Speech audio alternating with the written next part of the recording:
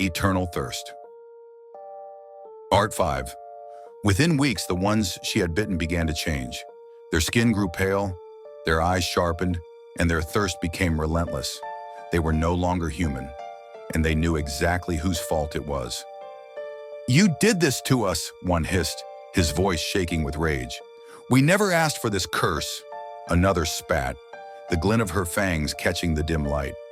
Soon arguments broke out among them.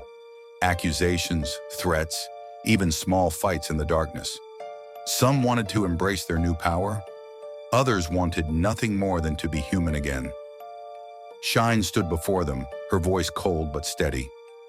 "I will find a way to bring us back. All of us." Her words were met with disbelief until a new voice cut through the tension. A man stepped forward from the shadows. His presence made Shine freeze.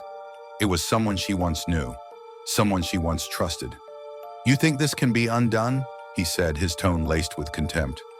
"You're lying to them, Shine. You can't save them, and I will make sure you never try." He was human, Kareem, unchanged, and he was ready to fight her. Part 6. The air between Shine and the man was thick with tension. "Kareem," she whispered, her voice trembling. Not with fear, but with the shock of recognition. For a moment, the world around her blurred. Memories, unwanted, sharp, rushed into her mind. Years ago, she was a little girl sitting in the dusty street of her small village. Kareem was beside her, both of them laughing as they built tiny mud castles under the moonlight. They were inseparable. His family had moved from far away, one of the Arab lands, and their houses stood side by side. Day after day, night after night, they played until their parents dragged them home. Kareem was her only true friend, the only one who never made her feel like an outsider. Even though she had always been different, her family belonged to an ancient line of seers. People whispered about them, feared them. One day, Kareem's father learned the truth, and everything changed. He forbade his son from ever speaking to her again. "You're the dream."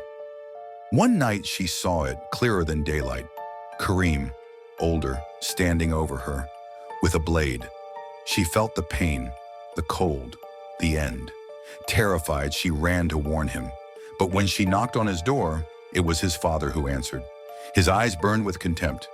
"Leave this place, girl," she tried to explain, her voice shaking, but the man cut her off. Kareem appeared in the hallway, watching silently. "Kareem, she started, but his father spoke over her, twisting her words into lies. Anger boiled in her chest. Tears blurred her vision. "You will regret this," she shouted at his father before running away. She never told Kareem about the dream. A month later, her mother died. Kareem never came to the funeral. That day, Shine buried not just her mother, but also her trust.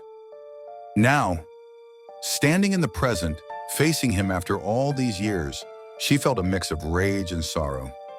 Kareem's eyes were cold. "You've always been dangerous, Shine, even before you became this." His words cut deeper than any blade.